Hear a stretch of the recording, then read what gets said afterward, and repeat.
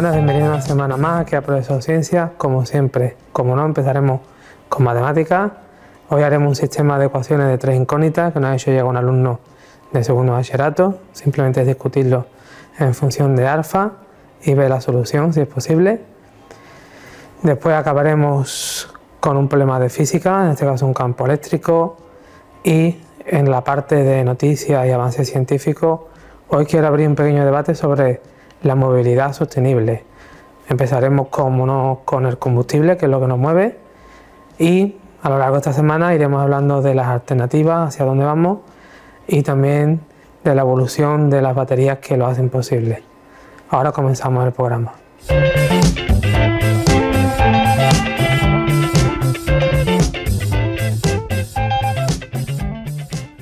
Bueno, pues empezamos, como hemos dicho, con matemáticas, en este caso un sistema de ecuaciones de tres incógnitas. Es un sistema homogéneo, como podéis ver. ¿Por qué homogéneo?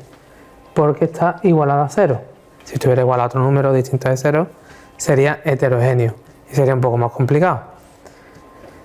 El problema en este caso, ¿vale?, nos pide discutir el sistema según los valores de alfa, ¿vale? ¿Cómo empezamos el problema? Para discutir el sistema solamente tengo una matriz, en este caso que ver el rango, que es el de la matriz normal. El de la ampliedad homogénea va a coincidir en este caso con el de la normal.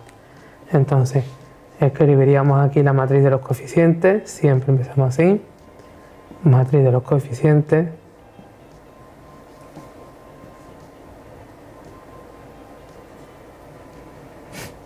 igualamos el determinante a cero. ¿Por qué? Como ya he dicho en programas anteriores, tanto la temporada pasada como esta misma temporada, donde ya hemos discutido una matriz en función de sus parámetros y de sus números. ¿Por qué lo igualamos a cero? Porque si sale cero es un rango inferior, y si es distinto de cero, ¿vale?, el rango del máximo permitido, que en este caso es 3, ¿vale? Yo recuerdo que hago el determinante por sarro, es decir, multiplico la diagonal y después voy formando triangulitos o estrellitas, como le llaman algunos alumnos o alumnas, ¿vale? En este caso me va a quedar 2 alfa, sería el segundo al tercero igual al segundo, es decir, sería más 2 alfa cuadrado. Este por este también va a quedar más 2 alfa al cuadrado. Y ahora yo pongo un menos porque menos es negativo. A gusto del consumidor directamente le puedes cambiar el signo. Yo pongo un paréntesis y después cambio el signo, ¿vale? A gusto, ¿vale?, del alumno. Siempre y cuando lo cambie el signo, ¿vale? En este caso me va a quedar 2 alfa al cuadrado. Vale, ahora sería este por este y por este, que sería más 4 alfa. ¿Vale? Y este por este y por este, que sería, lo voy a poner aquí, más alfa al cuadrado, ¿vale? Vale, ahora vamos a juntar las alfa al cuadrado con las alfas, ¿vale?, de tal forma de que, fijaos que 2 alfa al cuadrado menos alfa al cuadrado se van, me va a quedar nada más que simplemente alfa al cuadrado. Y ahora 2 alfa menos alfa al cuadrado me va a quedar menos 2 alfa igual a 0. Aquí tenemos dos opciones, ¿vale? O hacemos la ecuación de segundo grado, o, como a mí me gusta, porque es más sencillo y más rápido, sacamos factor común la alfa y me va a quedar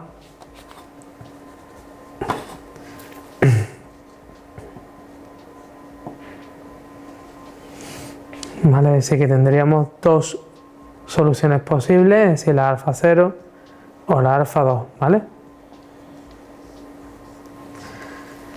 Vamos a ver lo que ocurre con estos valores, ¿vale? Voy a repasar porque sé que algunos, sé que estáis perdidos en esto de los cálculos. Básicamente, para que me salga 0 esto, o vale 0 esto, o esto lo igualamos a 0, ¿vale? Por ahí he sacado la alfa 0, ¿vale? Vale, vamos a borrar esto.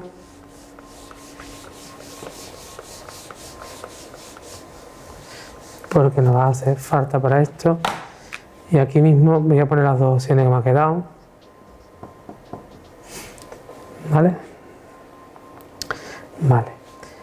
Siempre hay que discutir estos dos casos y el caso en el que sea distinto de 0 y 2, ¿vale? En este caso vamos a empezar por el más sencillo, que es el primer caso, que es si alfa es distinto de 0 y alfa es distinto de 2, ¿vale? Lo podéis escribir así o también hay que lo escriba así. Es lo mismo, ¿vale? Vale, aquí en este caso no tenéis que hacer ningún cálculo, ¿vale? Porque está claro que para estos dos valores, ¿vale? El determinante me salía 0, que para eso lo hemos igualado a 0, ¿vale? Que es un poco la condición para comparar rangos. En este caso, como es distinto, el determinante será distinto de 0, porque no es ninguno de los valores que me anulaba el determinante. Por lo tanto, el rango de A, que también es de la ampliada, que no vamos a ponerlo porque es homogéneo, es 3, que a su vez va a coincidir en este caso con el número de variables, que también es 3, y todo esto nos va a ser un sistema compatible determinado, ¿vale? ¿Qué significa compatible determinado? Que va a tener una única solución y se podrá resolver para Cramer en el caso que nos lo pidieran, ¿vale? Como no lo piden, simplemente discutir, vamos con el siguiente valor. Vale. Para el siguiente caso, vamos a poner si alfa igual a 0. Como siempre digo a mis alumnos, antes de volver a escribir la matriz, hacer el determinante, no perdáis el tiempo. Ya sé que para este valor, ¿cuánto vale su determinante? 0, ¿no? Pues automáticamente ponemos que el determinante vale 0. Y si no perdamos el tiempo en los exámenes de matemática, ¿vale? Es muy importante, sobre todo, aparte de leer bien los enunciados, de plantearlos bien, hacerlos bien, ¿vale? Es muy importante también no perder tiempo en cálculos que se pueden explicar, ¿vale? Sobre todo en las matemáticas de segundo tenéis que explicar y razonar estos cálculos o estos cálculos que no hacemos. ¿Cómo lo hacemos? Oye, estos valores yo sé que me anulaban el determinante, por lo tanto el determinante es nulo. ¿Qué implica que el determinante sea nulo? Que el rango de la matriz A va a ser inferior a 3, no es el permitido, es más pequeñito, ¿vale? Aquí entra en juego también un poco el profesor que os lo explique, ¿vale? Hay algunos profesores que empiezan con rango 1, rango 2, rango 3. Yo tuve un profesor magnífico tanto en segundo de bachillerato como en la carrera, y ellos lo hacían hacia atrás, es decir, del rango 3 a 2 a 1, ¿vale? Y lo hago así, manía mía, ¿vale? Vale, ¿qué se trata de eso? Como es inferior a 3, aquí hay 3 filas, significa que hay 3 filas completamente independientes y una que depende de las demás. Tendríamos que comprobar todos los órdenes inferiores a 2 o todos los menores de 2, como lo llamen nuestros profesores. Yo voy a llamarlos menores de 2, ¿vale? Yo en este caso, por simplificar, voy a coger uno que no tiene completamente alfa para que me valga para el siguiente caso. A gusto del consumidor, ¿vale? Yo os aconsejo siempre que tengáis un poquito de vista y que intentéis coger algunos que no tengan menos alfa o no tenga alfa o que automáticamente se vea que es distinto de 0. Si cogemos este, ¿vale? También es muy importante después si lo tengamos que calcular para alguno de estos valores, que sea un sistema compatible determinado, coger ese orden, ¿vale? Porque ya sabemos que es independiente de esas dos filas. Vale, entonces cogiendo esos dos menores,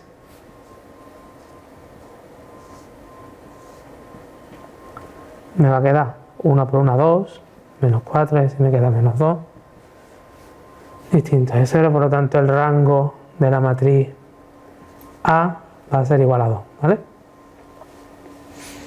¿Vale? Y lo mismo nos va a ocurrir con el alfa igual a 2, ¿vale? Hago un pequeño inciso, aquí no tengo que calcular la ampliada, es lo bueno, es homogéneo, ¿vale? Hago un inciso, si no, habría que comparar todos los determinantes de orden 3 distintos que haya la ampliada, en este caso no lo ahorramos. Vale, como el rango 2 no coincide con el número de variables, fijaos que no estoy poniendo absolutamente nada de la ampliada porque la ampliada, y hago hincapié, es homogénea. Si queréis que haga un sistema heterogéneo, ya sabéis, ahí tenéis el código del Classroom, uniros, mandar la duda como ha hecho este alumno, o también tenéis el email del programa que también lo podéis mandar. Vale, en este caso es sistema compatible indeterminado, tendría infinitas soluciones. A la hora de hacerlo lo haríamos con estas dos filas. Ahora vemos si va a ser necesario o no. Y para el tercer caso es si la alfa es igual a 2. Estamos en las mismas. No volváis a escribirme la matriz. El que la quiera escribir, que la escriba, pero vais a perder tiempo en los exámenes. Que lo quería hacer en modo repaso para los cálculos en vuestra casa, os lo aconsejo, en el examen no, lo explicamos, ¿vale? La matemática de segundo se trata de explicar y razonar lo que estamos haciendo.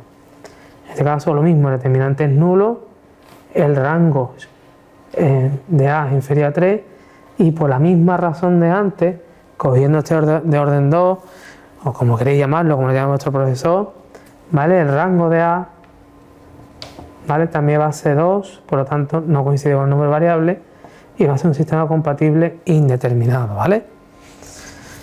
Hemos tenido suerte porque teníamos este aquí, no siempre vamos a tener esa suerte ni se va a ver a simple vista. Os recuerdo, tenéis que comparar uno a uno, ¿vale? Todos los órdenes de 2.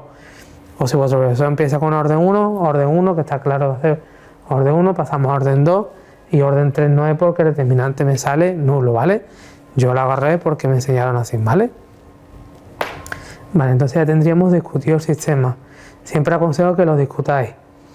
Yo aquí, para no perder tiempo, yo siempre aconsejo que después de los cálculos hagáis como una tablita de resumen y pongáis esta frase, pongáis esta frase y pongáis esta frase, ¿vale? Para recargarlo y que lo habéis discutido, ¿vale? Que no quede por ahí por medio con los cálculos porque a veces no se ve, o los exámenes como somos un poquito guarros, llamarlo de una forma, pero no en el mal sentido, guarros en el sentido de que son un poquito desordenados, ¿vale? Entonces yo siempre aconsejo que lo pongáis al final, ¿vale? Una vez lo tengamos discutido, si os fijáis solamente sería o tendría única solución en sistema compatible determinado y aquí también habría soluciones, sería sistema compatible indeterminado. Vale. Vamos a hacer el apartado B que me dice si existe z igual a 0. Este ejercicio tiene trucos, yo lo voy a explicar de forma general, es decir, lo voy a explicar para cualquier alfa, ¿vale? Es decir, ya sea 0, distinto de 0, o alfa igual a 0 de 2, digamos, pero sobre todo, aunque lo explique de forma general, me voy a estar moviendo exclusivamente en el primer caso, ¿vale? En el caso en el que la alfa es distinto de 0 y 2, ¿vale? Es decir, lo voy a hacer para cualquier alfa. Si lo querías hacer para estos dos casos, que el sistema compatible determinado, coge esto, dejarlo en función de parámetros. Vale, yo entiendo que va a ser más complicado y vaya a ver por qué.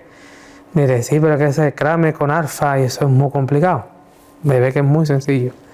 Pues os recuerdo, se trata de razonar y explicar lo que vamos haciendo, es decir, no hacer cálculos, ¿vale? De razonar. Entonces borro esto. Es muy importante que razonéis las matemáticas de segundo, ¿vale? Y más los exámenes de selectividad último, que es mucho de razonar y de pensar. Vale, yo voy a calcular para cualquier valor de alfa, ¿vale? Es decir, sea 0, 2, distinto, es decir, lo voy a calcular como alfa. Vale, ¿qué significa eso? Que lo voy a hacer por Kramer, ¿vale? Para poder hacerlo con Kramer tengo que hacerlo en el primer caso. Solamente se puede hacer para sistemas compatibles determinados, ¿vale? ¿Qué significa eso? ¿Vale? El cálculo de la X es muy sencillo. Abajo siempre va el determinante de A, que yo lo he borrado, pero todavía tengo memoria un poco, y nos quedaba esto, ¿vale? Vale. Y aquí arriba, ¿vale? Cuando calculamos la X, quitamos la columna de la X y metemos la columna ampliada, en este caso la columna ampliada es 0. Sería alfa, 2, 2, alfa, 2 y 1. Vale, diré, Andrea, tengo que hacer este determinante, después el otro es más largo. Pues no. Si os fijáis, una columna entera de 0. ¿Qué significa eso? Que ese determinante es nulo. ¿Vale? Fijaos que sencillo, no tengo que hacer ningún cálculo. ¿Por qué nulo? Diréis. Claro, porque esto me sale 0 y 0 entre esto me da igual lo que dividamos entre eso. Vamos a ver lo mismo, creo que es mejor. Me he comido el 2. Esto es 0. Pero que lo mismo ocurre con la y. Si esto es determinante, lo ponemos aquí. Ahora dejamos la columna, la primera, que sería alfa, alfa, 0, 0, porque meto la ampliada en la y, porque estamos calculando. Esto sería alfa, 2 y 1. igual una columna de 0, 0, 0 entre lo que sea, 0. Y lo mismo ocurre con la z. Es decir, que estamos demostrando que, voy a ponerlo aquí, sería alfa, quito esto, no haya confusión, sería alfa 2, 2, 0, 0, 0, entre el determinante de A, que eso no cambia. ¿Qué significa esto?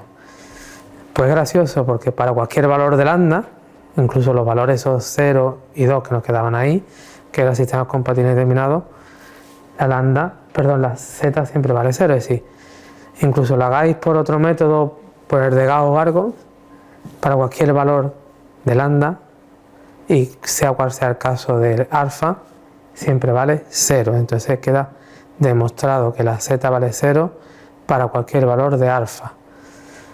Vale, hasta aquí el problema de matemática. Espero verlo explicado bien. Si os ha quedado alguna duda, ya sabéis que tenéis el código del Classroom. Uniros, el email del programa, mandaros la duda que queráis. De hecho, si queréis que explique heterogéneo. Y ahora seguimos con más contenido en el proceso de ciencia.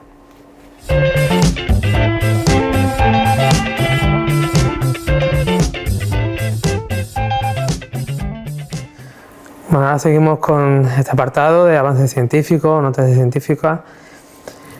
De aquí a este programa y un programa más, lo que quiero un poco hablar es de la movilidad sostenible. ¿Qué significa movilidad sostenible?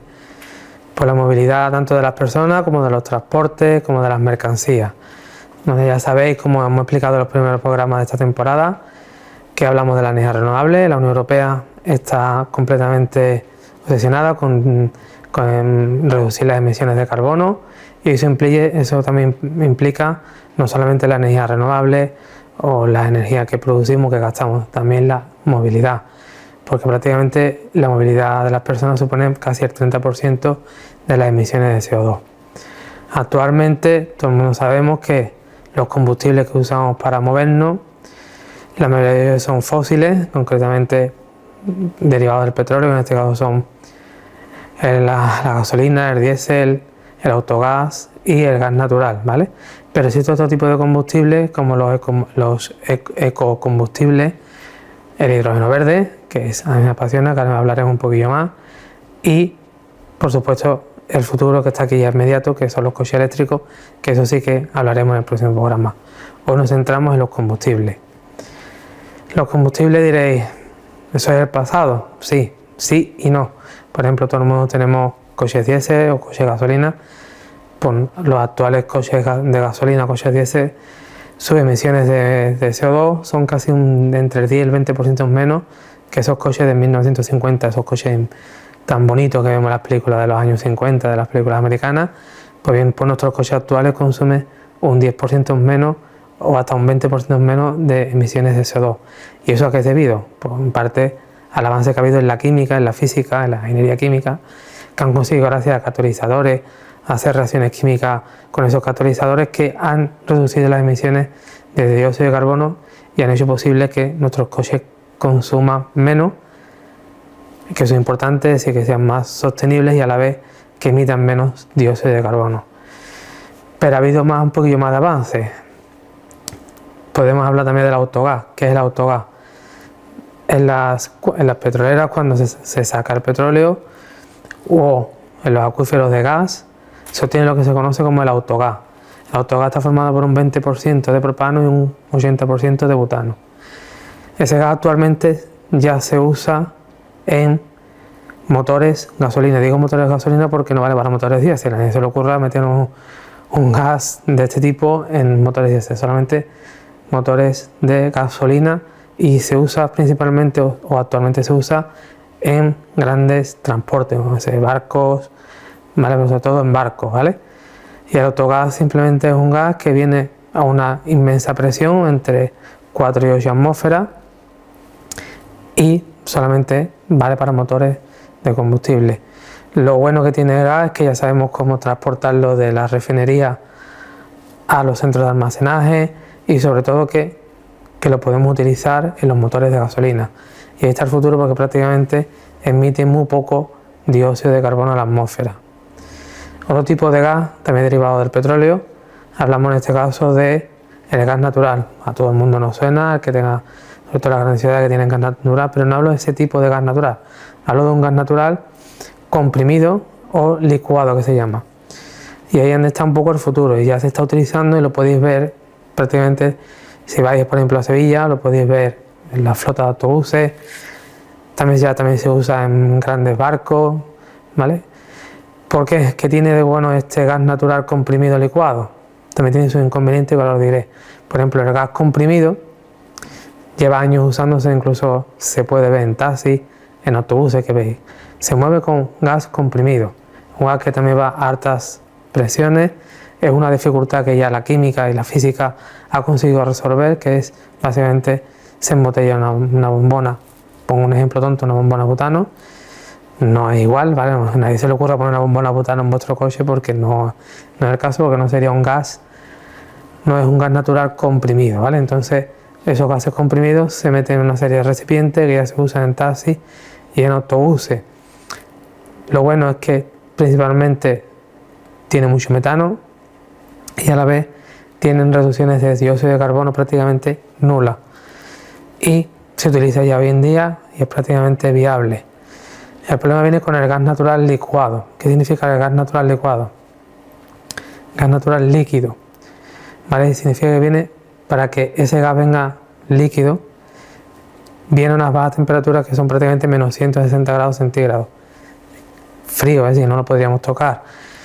El problema, ahí está el problema es convertir, porque necesitaríamos unos frigoríficos inmensos en nuestros coches, sería un coche poco difícil de mover, y actualmente solamente se usa para mover grandes camiones, grandes flotas de camiones, grandes flotas de autobuses. Si vais a Sevilla, prácticamente cuando veis a la entrada de Sevilla, en Lipasam, hay un frigorífico inmenso, está camuflado, pero ahí hay gas natural licuado, y ese gas es muy importante porque aún tiene mayor cantidad de metano, y sobre todo a la hora de quemarlo produce emisiones prácticamente cero de dióxido de carbono, por no decir cero, vamos a decir prácticamente cero.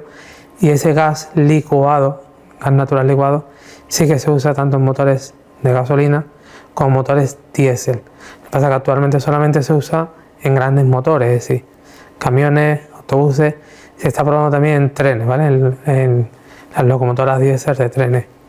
Es una pasada, está el futuro, y ahora consigamos en un futuro que tengamos ese frigorífico no tan inmenso, sino un poco más grande, y lo podamos usar en ese tipo de transporte de mercancías para ir reduciendo cada vez más el dióxido de carbono. Después entramos ya nos salimos de los derivados del petróleo y entramos en una auténtica maravilla que nos sonará, ¿vale? Que son los ecocombustibles, nos sonará el pelé que utilizamos en las estufas, nos sonará el biodiesel. ¿De dónde viene eso? Se llama ecocombustible. Básicamente viene de refinerías que capturan el dióxido de carbono, ya sea de quemar otro tipo de combustible. Se captura el dióxido de carbono, cogen materias orgánicas o residuos orgánicos como puede ser aceite, puede ser biomasa y hidrógeno también, producen hidrógeno verde, y digamos que utilizan todas esas materias que hemos estado hablando, todos esos elementos, para producir un combustible líquido que se llama ecocombustible. El ecocombustible ya es una realidad, cada vez lo vemos más en la gasolinera, porque prácticamente se puede utilizar las redes de distribución que tiene el gasoil, la gasolina, los gases, ¿vale? Es decir, no hace falta construir gasolineras nuevas, puntos de enganche eléctrico, porque como es un combustible líquido, lo podemos utilizar ya en gasolineras actuales, que lo podéis ver en muchas gasolineras que pone biodiesel, ecocombustible, biomasa, tiene infinitos nombres, se llama ecocombustible. Para no entrar en muchos tipos ni nada, me voy a centrar en el biodiesel reciclable, ¿no? El ecodiesel, ¿no? Que lo podemos ver ya en la gasolinera. Básicamente, para que no os perdáis, ¿vale?, la explicación, porque esto lleva muchas reacciones químicas, voy a coger este ejemplo. Cogemos un aceite usado, ya sea vegetal o animal, lo mezclamos con hidrógeno verde. Importante, el hidrógeno verde en esta refinería se produce no a través de quemando otro combustible, sino utilizar energía renovable para obtener hidrógeno verde, como ya hemos hablado en los primeros programas, de utilizar el hidrógeno verde, que es la combustión del hidrógeno y el oxígeno, perdón, la combustión del agua, y obtenemos el hidrógeno verde, ¿vale? Utilizamos la energía renovable. Si cogemos ese hidrógeno verde y lo mezclamos con esos aceites vegetales o animales, junto a catalizadores, reacciones químicas, no voy a entrar en detalle, obtenemos un diésel o un diésel nuevo que se llama ecodiesel. Lo podéis ver, ¿vale? Es un aceite diésel o vegetal diésel, como queráis, o no me lo han puesto ecodiesel, y prácticamente sus emisiones de dióxido de carbono es nula. Y lo más importante, no tenemos que extraer petróleo, ni quemarlo, ni refinarlo. Sí, es una auténtica maravilla lo que están haciendo, cada vez es más, cada vez se asemeja más a lo que es el rendimiento del diésel que estamos acostumbrados. Y el otro diésel que todavía es un poco realidad o ciencia ficción, pero que ya está aquí prácticamente y ya lo vemos cada vez más junto al diésel vegetal, son los sintéticos. Esto ya es una pasada. Cogemos hidrógeno verde, digo hidrógeno verde porque es el hidrógeno limpio, el hidrógeno que viene de la energía renovable, lo unimos con dióxido de carbono capturado de la atmósfera o de otras emisiones de dióxido de carbono y se obtiene gasolina, diésel, gasoil, incluso queroseno. Es decir, a través de hidrógeno verde y de emisiones de dióxido de carbono obtenemos gasolina. Es una maravilla y ya está aquí, es decir, ya lo podemos ver en la gasolinera y no necesita puntos de reciclaje, puntos de estaciones nuevos como los coches eléctricos o los coches de hidrógeno que hablaré ahora. Hidrógeno verde es lo que me encanta y me apasiona, me tiene apasionado sobre todo los coches de hidrógeno verde. Hablaré en el próximo programa de coches eléctricos y de hidrógeno verde, pero no quiero dejar escapar y hablar de este combustible nuevo, el hidrógeno verde. Ya hemos hablado del hidrógeno verde, que básicamente lo obtenemos a partir de la combustión, ¿vale? Hay abundante hidrógeno en la naturaleza, pero lo tenemos con otros elementos y lo que hacemos es hacemos la perólisis del agua y obtenemos hidrógeno limpio. Si lo unimos con la energía renovable, acordaros que es hidrógeno verde. Tenéis el vídeo de los primeros programas y si no, pues lo vuelvo a explicar de nuevo. Pues bien, ese hidrógeno verde lo almacenamos en un coche. Y diréis, ¿cómo lo podemos almacenar? Lo explicaré en el próximo programa, pero voy a dar pequeños detalles. Se trata de cambiar el depósito de combustible que estamos acostumbrados por esponja y dejo ahí la incógnita para el próximo programa. Es decir, vamos a un punto nuevo, una gasolina nueva de hidrógeno, llenamos otro coche de hidrógeno y el hidrógeno verde entra en una pila de combustible, que es una pila de combustible.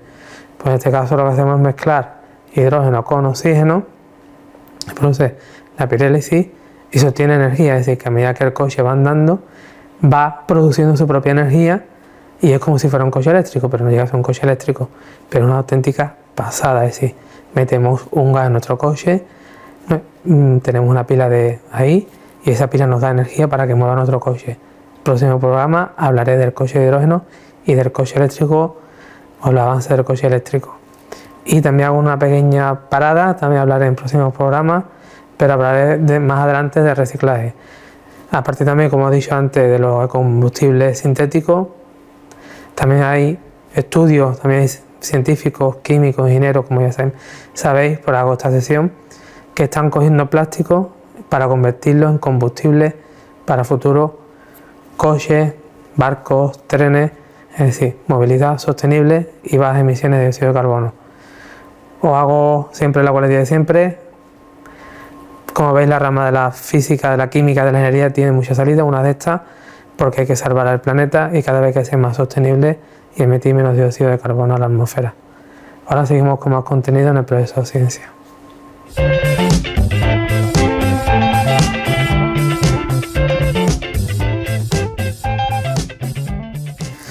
Bueno, ahora seguimos con un problema de física, campo eléctrico, y uno de los problemas que a mí me gusta mucho porque es un problema que da mucho juego y da mucha versatilidad a la hora de explicarlo y saca muchas vertientes. Aquí no tengamos ocasión, pero si queréis que expliquemos más vertientes de este problema, ya sabéis, tenéis el medio del programa, el código del claro, uniros y podemos hacer este tipo de problemas con muchas vertientes. Aquí un alumno nos ha mandado un problema que dice, lo tenéis en pantalla también ahí, dice lo siguiente: una esfera de plástico de 2 gramos se encuentra suspendida con un hilo de 20 centímetros. Vamos a dibujar aquí el techo. La tengo aquí suspendida la bolita de plástico con 2 gramos. Se encuentra suspendida en un campo eléctrico uniforme, me dan el valor, no me dicen nada, lo práctico, lo sencillo, no os compliquéis la vida, ponemos hacia la derecha, ¿vale? ¿Lo queréis poner hacia la izquierda? Aquí digo que es un problema que me gusta, porque los tipos de problemas del campo eléctrico es que da mucho juego, puedes cambiarlo para allá, para arriba. En este caso no nos vamos a complicar y ponemos el campo eléctrico hacia allá, ¿vale? Tiene un valor de, voy a poner aquí abajo mejor, 10⁻³ newton por coulomb, ¿vale? Que es la unidad del campo eléctrico. La longitud del hilo no lo he puesto, lo pongo aquí ahora. Son 20 centímetros, por favor me lo pasáis a metros, ¿vale? La distancia es en metros, ¿vale? Y la esfera tiene una masa, la dan en gramos y la tenemos que pasar a kilos. La pongo en notación científica y la pasamos a kilos. Vale, te dice cuando la esfera nota el campo eléctrico, vale, el problema está un poco redactado, pero vamos, básicamente, imaginaos que tenemos un interruptor, y aparece el campo eléctrico, lo que hace la esfera es desviarse, ¿vale? O en este caso, no sé, ponemos la bola en el seno del campo eléctrico, se desvía, ¿vale? No penséis que está el campo y se desvía solo, es decir, la bola al notar el campo eléctrico se desvía. Y vais a ver por qué se desvía.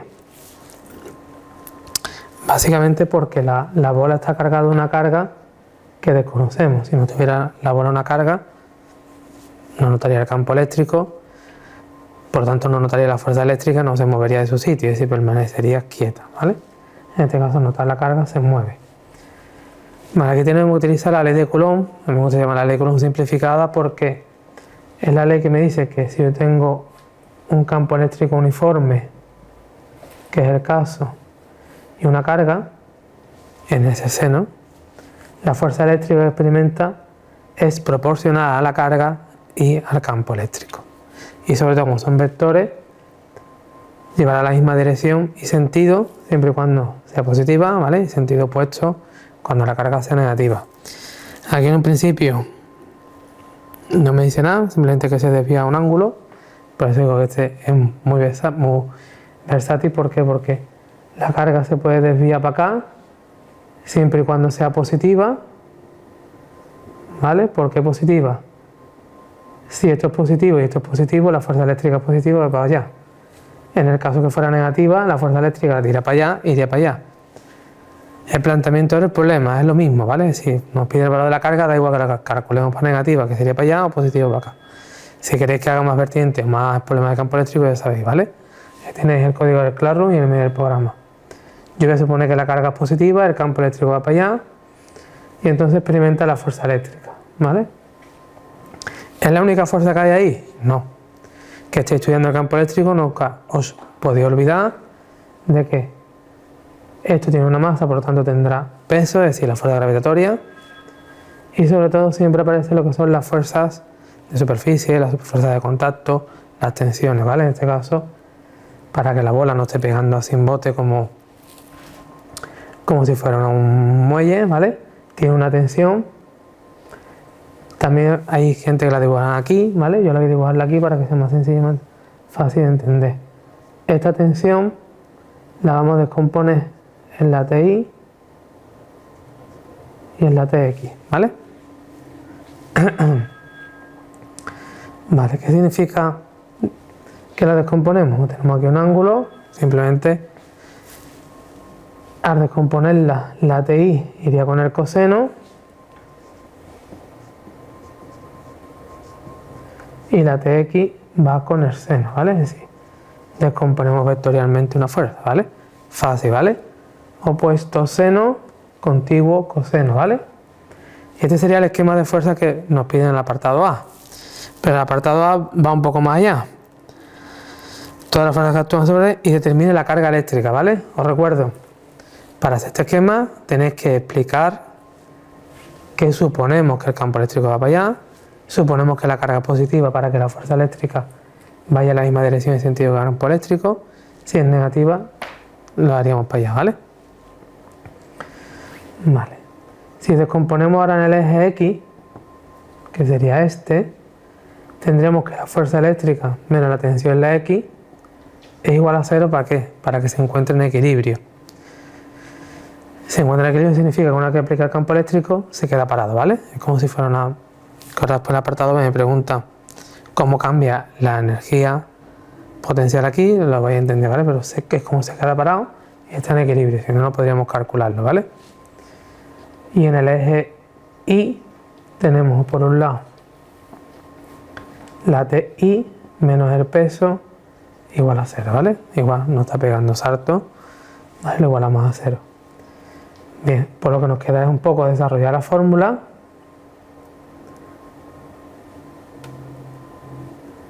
Sería T, lo tenemos aquí, por el seno del ángulo. No voy a poner todavía ningún dato para que lo tengáis casi siempre un poco de forma genérica, ¿vale? Y aquí, si tenemos T por el coseno del ángulo menos mg, ¿vale? Este es un sistema de dos incógnitas, ¿vale? Que es la tensión y la carga, ¿vale? Son nuestras dos incógnitas. O bien por aquí despejamos la tensión, ¿vale? Que lo podemos hacer si despejaríamos de aquí o calcularíamos de aquí la tensión. Una vez tenemos la tensión podemos calcular la carga. En este caso es sencillo, ¿vale? Porque hay otros problemas que no me dan el ángulo y entonces yo lo voy a explicar si no me dieran el ángulo para que lo tengáis tanto por si me dan el ángulo como si no me dan el ángulo, ¿vale? Ya digo, no, me gusta siempre explicar la forma un poco de forma general, ¿vale? Vale. Yo lo que voy a hacer en un principio es paso esto que está aquí restando, lo paso aquí sumando. Aquí voy a hacer lo mismo, dejo hasta aquí y esta pasaría sumando. Vale, y ahora, o bien puede hacer sustitución, igual que hemos hecho antes, despejamos la T, la metemos arriba, pero hay una cosa muy sencilla. Si yo divido esta ecuación entre estas, ¿vale? A los físicos nos gusta hacer esto, dividimos una entre otras, fijaos que se me van las tensiones que no me la dan, ni me la piden, me decís mejor un cálculo. Y aquí simplemente me va a quedar la carga entre el campo eléctrico partido la masa, la gravedad, y esto me va a quedar seno entre coseno, que es la tangente. Fijaos que haciendo esta fórmula podemos calcular tanto el campo eléctrico si no me lo dieran, para ahí me tiene que dar la carga y el ángulo, y las masas por supuesto. Puedo calcular la carga teniendo el campo eléctrico y el ángulo, ¿vale? Es decir que creo que es mejor que tengáis esto que no que lo tengáis para un solo caso, ¿vale? Entonces yo lo marco aquí y aquí calcularíamos cualquier cosa que nos pidiera. Como nos pide en este caso la carga, pues esto que está dividiendo pasaría multiplicando.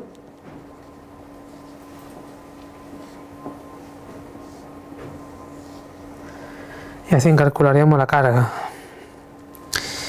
Yo la tengo por aquí calculada. A mí me sale la carga aproximadamente 5,35 por 10 elevado a menos 6 coulomb, ¿vale? Positiva porque yo he dicho desde primera hora que la he supuesto positiva y que el campo eléctrico también lo he supuesto positivo, ¿vale? Vale. Nos apuntamos en principio aquí el valor de la carga que nos ha quedado.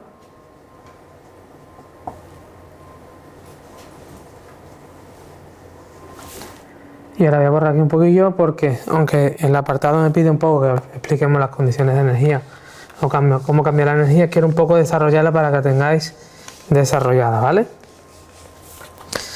Vale.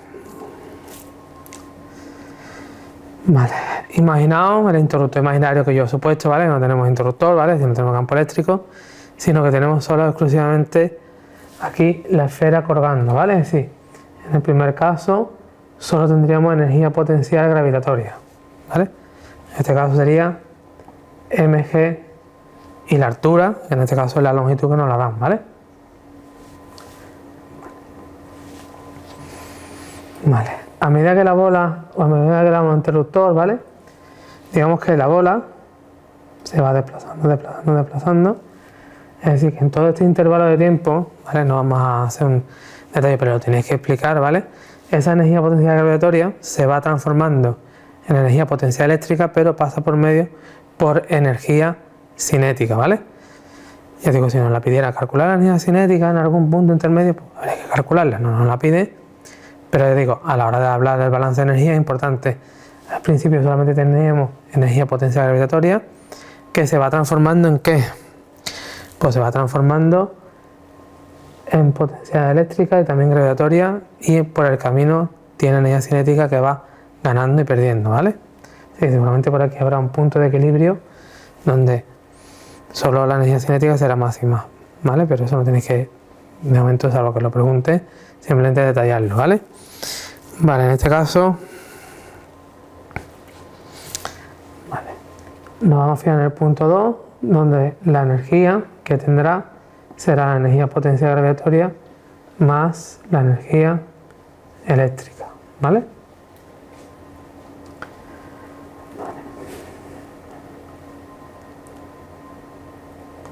Voy a poner aquí total.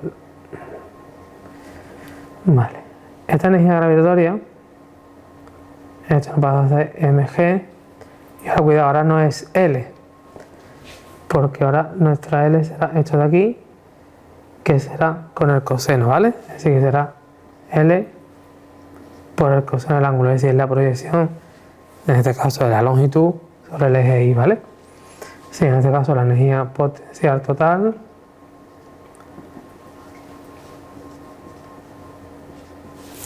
¿vale? Más, por supuesto, la energía eléctrica que tenga en ese punto. Mi pregunta, ya sabéis que aquí hemos dicho que el campo interruptor en un principio estaba así. ¿Habría que poner también energía eléctrica ahí o no ponemos energía eléctrica ahí? Yo diría que sí, ¿vale? Porque como siempre digo, siempre miramos una milésima de segundo, ¿vale? Entonces, aquí tendría una energía eléctrica 1 y esta sería la final, ¿vale? Vale. Casi siempre van a pedir que calculéis este incremento de energía, porque básicamente fíjate que os da la longitud y os da el ángulo, ¿vale? En este caso no lo piden, pero yo vamos a calcular cuánto vale ese incremento, aunque ese incremento, seguramente ese incremento de energía eléctrica, os recuerdo que se podrá calcular por la carga que tenemos por ahí y el incremento de potencial, ¿vale? Así que en el caso de que me pidieran el potencial eléctrico o cómo varía el potencial eléctrico, tendremos que calcular esta variación eléctrica, multiplicarla por la carga que hemos calculado previamente, tenemos potencial. Básicamente, como no hay fuerza de rozamiento, ¿vale? La energía 1 es igual a la energía 2, así que en este caso será mg igual a mgl por el coseno del ángulo de forma. Voy a poner aquí la energía eléctrica 1 más la energía eléctrica final 2, ¿vale? Si esto me lo paso para allá, es decir, las potenciales gravitatorias van a un lado,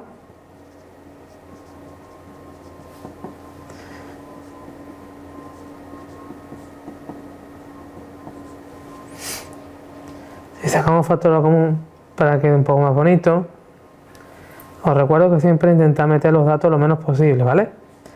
Y esto es el incremento de energía eléctrica, que a su vez la carga por la diferencia de potencial. Ya me pidan cuánto varía la energía eléctrica o cuánto me pidan el potencial, ¿vale? Podemos calcular tanto este incremento porque estos datos los tenemos, o si van más allá me pide el potencial, pues esto lo dividimos entre la carga que hemos calculado previamente y ya tendríamos el potencial, ¿vale? Así que el balance de energía lo tenéis aquí.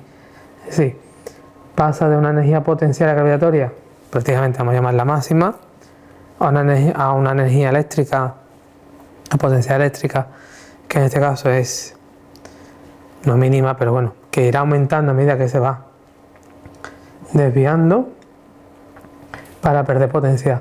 Os recuerdo que entre la 1 y la 2 también tenemos la energía cinética, que no la vamos a calcular, ¿vale? Ni la vamos a expresar porque, ya digo, no va a pedir ningún problema. Yo creo que llega hasta aquí, porque aunque me pide nada más que el balance de energía, quería hacer esto para que tuvierais, ya me pide el incremento de energía potencial eléctrica, ¿vale? Que en este caso no tiene fórmula, porque os recuerdo que no es una carga puntual, sino que es un campo eléctrico uniforme. Por lo tanto, podemos hacer esto que es la carga por la diferencia de potencial, que muchas veces también me piden que se calcule esa diferencia de potencial. Y hasta aquí el problema de física. Espero haber aclarado las dudas tanto del problema en sí como un poco del campo eléctrico. Cualquier duda que tengáis más, ahí tenéis el email del programa, el código del Classroom. Espero también haber resuelto dudas sobre la discusión del sistema de 3 incógnitas y espero haber iniciado un pequeño debate sobre los combustibles actuales y hacia dónde vamos. Y en el próximo programa os espera el coche eléctrico y el coche hidrógeno, que es el futuro. Hasta aquí el programa de hoy y hasta la semana que viene.